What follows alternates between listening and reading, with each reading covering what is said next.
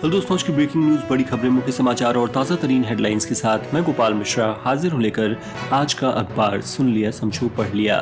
दोस्तों, आज तारीख है 30 दिसंबर 2022 और दिन है शुक्रवार। आज की लेटेस्ट न्यूज अपडेट्स में हम जानेंगे, भारत में कोरोना के बढ़ते मामलों के चलते सरकार हुई सख्त, मुश्किल हो सकते हैं अगले 40 दिन। मुकेश अंबानी ने रिलायंस इंडस्ट्रीज के सीएमडी पद पर पूरे किए 20 साल। सूर्य कुमार यादव बन सकते हैं ICC cricketer of the year. Avatar film ने ग्लोबल बॉक्स ऑफिस पर कमाए 8,200 करोड़ रुपए। और ऐसी तमाम बड़ी खबरों पर डालेंगे नजर। तो चलिए फटाफट शुरुआत करते हैं आज के रोचक तथ्य के साथ। क्या ऐसा हो सकता है कि कोई आपको बिजनेस करने के लिए छुट्टी दे और साथ में आधी सैलरी भी? जी हां, यूनाइटेड अरब अमीरात यानी यूएई सरकार ने देश में ट्रेड को बढ़ावा देने के लिहाज से एक बड़ा फैसला किया है। इसके मुताबिक ऐसे सरकारी कर्मचारी जो खुद का बिजनेस शुरू करना चाहते हैं वो 1 साल की छुट्टी ले सकेंगे। उन्हें आधी सैलरी मिलती रहेगी। इस कॉन्सेप्ट का मकसद यह है कि यूएई के निवासी बजाय सरकारी नौकरी करने के बिजनेस में हाथ आजमाएं, ताकि मुल्क में दूसरे लोगों को जॉब मिल सके और इसका फायदा देश को हो। अब सुनते हैं देश दुनिया राजनीति की सभी बड़ी खबरें। भारत में कोरोना के बढ़ते मामलों के बीच चीन समेत 6 देशों से आने वाले यात्रियों पर अगले हफ्ते से सख्ती बढ़ाई जाने की तैयारी है। केंद्रीय स्वास्थ्य मंत्री मनसुख मांडविया ने कहा कि चीन, जापान, दक्षिण कोरिया, हांगकांग, थाईलैंड और सिंगापुर से आने वाले पैसेंजर्स के लिए 1 जनवरी 2023 से नेगेटिव आरटीपीसीआर टेस्ट रिपोर्ट अनिवार्य कर दी गई है। इन पैसेंजर्स को यात्रा से पहले अपनी रिपोर्ट एयर सुविधा पोर्टल पर अपलोड करनी होगी। यह यात्रा के दिन से 72 घंटे पुरानी होनी चाहिए। वहीं केंद्रीय स्वास्थ्य मंत्रालय ने कहा है कि जनवरी के मध्य में भारत में कोरोना के मामले बढ़ सकते हैं। पिछले ट्रेंड्स के एनालिसिस के बाद यह माना जा रहा है कि अगले 40 दिन देश के लिए मुश्किल भरे हो सकते हैं। दोस्तों, आज का अखबार को अधिक से अधिक लोगों तक पहुंचाने में कृपया मेरी मदद करें और इस पॉडकास्ट को अपने व्हाट्सएप ग्रुप्स व अन्य सोशल मीडिया प्लेटफॉर्म पर जरूर शेयर करें। साथ ही यदि आपने अभी तक चैनल सब्सक्राइब नहीं किया है तो सब्सक्राइब कर लें। चलिए बढ़ते हैं अगली खबर की तरफ। भारतीय वायुसेना ने बुधवार को ब्रह्मोस एयर लॉन्च मिसाइल के एक्सटेंडेड रेंज वर्जन का सफलतापूर्वक परीक्षण किया। रक्षा अधिकारी ने बताया कि यह लगभग 400 किलोमीटर की दूरी पर टारगेट को भेज सकती है। खास बात है कि इस मिसाइल को सुखोई Su-30 फाइटर एयरक्राफ्ट से टेस्ट किया गया। भारत के 14 राज्यों में अपात्र विदेशियों को फर्जी तरीके से मेडिकल प्रैक्टिस के लिए लाइसेंस देने के मामले में सीबीआई ने कार्रवाई की है।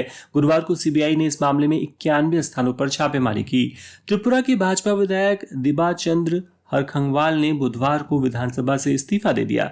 वह इस साल इस्तीफा देने वाले पूर्वोत्तर राज्य में सत्तारूढ़ गठबंधन के 7वें विधायक बन गए हैं। चुनाव आयोग ने घर से दूर रहने वाले मतदाताओं के लिए रिमोट वोटिंग सिस्टम आरवीएम तैयार कर लिया है। ईसी ने गुरुवार को इसकी घोषणा की। भगवान बुद्ध की ज्ञान की धरती बोधगया में दलाई लामा के आने के साथ ही चीन की एक महिला ने भी कदम रखा। उसे हिरासत में ले लिया गया है। पुलिस को शक है कि यह महिला चीन की जासूस है और यहां दलाई लामा के बारे में जानकारी जुटा रही थी। महाराष्ट्र के पुणे शहर में 15 साल की लड़की से गैंगरेप का मामला सामने आया है। 6 आरोपियों को अरेस्ट किया गया है। पुलिस ने सभी पर पॉक्सो एक्ट लगा दिया है। लड़की की अश्लील फोटो खींचकर उसे 6 महीने से ब्लैकमेल किया जा रहा था और बार बार उसके साथ रेप हो रहा था। Central board of secondary education CBSE ने साल 2023 में होने वाले 10वीं और 12वीं के बोर्ड एग्जाम की डेट शीट जारी कर दी है। दोनों क्लासेस के एग्जाम 15 फरवरी से शुरू होंगे। यौन शोषण के मामले में भीलवाड़ा के घोड़ास डांग के हनुमान मंदिर के महंत सरजू दास महाराज को पुलिस ने गिरफ्तार कर लिया है। उस पर पॉक्सो एक्ट के तहत केस दर्ज किया गया है। यूपी सरकार के निकाय चुनाव को लेकर सुप्रीम कोर्ट में एसएलपी यानी विशेषज्ञ अनुज्ञा याचिका दायर कर दी गई है। इस पर 2 जनवरी को बहस होगी। देश भर में बाघ के हमलों से पिछले 3 साल में 106 मौतें हुई हैं, जिनमें से 80 अकेले महाराष्ट्र में हुई। इन 80 में से भी 50 शिकार चंद्रपुर जिले में बनाए गए। आंकड़ों के अनुसार 2021 में महाराष्ट्र में 350 बाघ थे, जो अब बढ़कर 400 हो गए हैं। आंध्र प्रदेश के नेल्लोर जिले में चंद्रबाबू नायडू के रोड शो में बीते बुधवार को भगदड़ मच गई। इसमें 8 लोगों की मौत हो गई। रोड शो कुंदुकुर में हो रहा था। राष्ट्रीय स्वयंसेवक संघ आरएसएस प्रमुख मोहन भागवत ने पानी को लेकर चिंता जताई है। उन्होंने कहा कि मांसाहार प्रोसेसिंग में अनाप शनाप पानी खर्च होता है। मांसाहार नहीं होगा तो कत्ल खाने खुद ही बंद हो जाएंगे। इससे प्रदूषण भी होता है। भारतीय सेना ने बुधवार को अहमदाबाद में अपनी पहली 3D प्रिंटेड हाउस यूनिट का उद्घाटन किया। यह मकान 1 मंजिला है। मिलिट्री इंजीनियरिंग सर्विसेज MES ने MI कॉर्प प्राइवेट लिमिटेड के साथ मिलकर यह घर बनाया है। हरियाणा के फरीदाबाद शहर से दिल दहलाने वाली घटना सामने आई। यहाँ के पूर्व मकान मालिक के बेटे ने 7 साल की मासूम बच्ची के साथ रेप किया। शोर मचाने पर उसके सिर पर ईंट मारकर हत्या कर दी। राजा नाम के इस 21 वर्षीय आरोपी को गिरफ्तार कर लिया गया है। भोपाल में पैरट यानी तोते की स्पेलिंग नहीं बता पाने पर ट्यूटर ने 5 साल की बच्ची का हाथ ही तोड़ डाला। उसे कई थप्पड़ भी मारे। बच्ची को हॉस्पिटल में एडमिट किया गया है। 73 साल के बेंजामिन नेतन्याहू इजराइल के नए प्रधानमंत्री बन गए हैं। देश में बीबी के नाम से मशहूर नेतन्याहू ने गुरुवार रात पद और गोपनीयता की शपथ ली। यह देश की सबसे कट्टरपंथी सरकार मानी जा रही है। कंबोडिया के होटल कसिनो में गुरुवार को आग लगने से करीब 10 लोगों की मौत हो गई। इस हादसे में 30 लोग घायल हुए। पाकिस्तान में बुधवार को 40 साल की एक हिंदू महिला की हत्या कर दी गई। इंडिया टुडे के मुताबिक हत्या इतनी बेरहमी से की गई कि मर्डर से पहले उसका ब्रेस्ट काटा गया, सिर धड़ से अलग किया गया और बॉडी से पूरे सिर का मांस नोच निकाला गया। रूस ने कल गुरुवार को यूक्रेन पर समुद्र और आसमान से 120 मिसाइलें दागी। राजधानी कीव समेत 7 शहरों पर ये हमले किए गए। इनमें 14 साल की बच्ची समेत 3 लोगों की घायल होने की खबर है। साउथ अफ्रीका में नस्ल भेद को उजागर करने वाली शर्मसार घटना सामने आई है। यहाँ 2 अश्वेत नाबालिगों को व्हाइट यानी श्वेत लोगों के लिए बनाए गए पूल में तैरने पर बेरहमी से पीटा गया। यूक्रेन के खिलाफ जंग में भेजे जाने वाले सैनिकों के स्पर्म को रूस अपने क्रायो बैंक्स में स्टोर करेगा। रूस की न्यूज एजेंसी तास ने इसकी जानकारी दी। अब सुनते हैं बिजनेस वर्ल्ड की लेटेस्ट न्यूज। कई देशों में गुरुवार को ट्विटर सर्विस डाउन रही। इसके चलते कई यूजर्स लॉग इन नहीं कर पाए। ICICI बैंक की पूर्व CEO चंदा कोचर, उनके बिजनेसमैन पति दीपक कोचर और वीडियोकॉन ग्रुप के फाउंडर वेणुगोपाल धूत को लोन फ्रॉड मामले में 10 जनवरी तक 14 दिन की जुडिशियल कस्टडी में भेज दिया गया है। अपने ऊपर लगते आरोपों को लेकर उद्योगपति गौतम अडानी ने कहा कि PM और मैं एक ही प्रदेश से आते हैं, इसलिए आरोप लगाना आसान हो जाता है। हमारी सफलता किसी एक की वजह से नहीं है।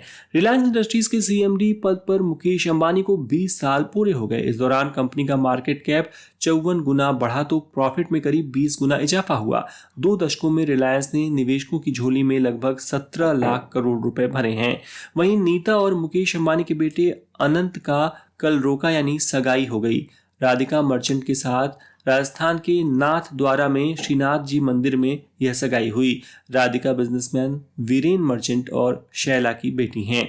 शेयर बाजार में हफ्ते के चौथे कारोबारी दिन यानी कल तेजी देखने को मिली। सेंसेक्स 223 अंकों की बढ़त के साथ 61,133 पर और निफ्टी 68 अंकों पर 18,191 पर क्लोज हुआ। अब सुनते हैं खेल जगत के मुख्य समाचार। बॉक्सिंग डे टेस्ट में ऑस्ट्रेलिया ने साउथ अफ्रीका को पारी और 182 रन से हरा दिया है। इस जीत के साथ ही कंगारुओं ने 3 टेस्ट की सीरीज में 2-0 की अजेय बढ़त बना ली है। पहली पारी में दोहरा शतक जड़ने वाले David Warner player of the match रहे।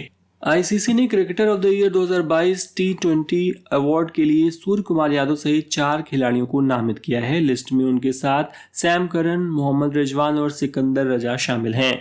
वहीं भारत के बाएं हाथ के गेंदबाज अर्शदीप सिंह बुधवार को ICC emerging cricketer of the year award के लिए नॉमिनेट हुए।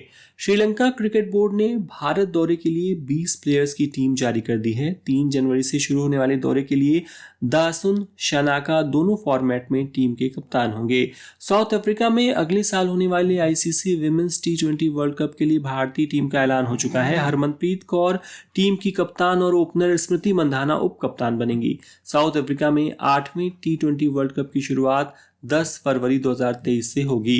कराची टेस्ट में न्यूजीलैंड के पूर्व कप्तान केन विलियमसन ने दोहरा शतक जड़ दिया है। दोहरा शतक होते ही न्यूजीलैंड ने 612 रन पर अपनी पहली पारी डिक्लेयर कर दी। पाकिस्तान ने दूसरी पारी में 2 विकेट खोकर 77 रन बना लिए हैं।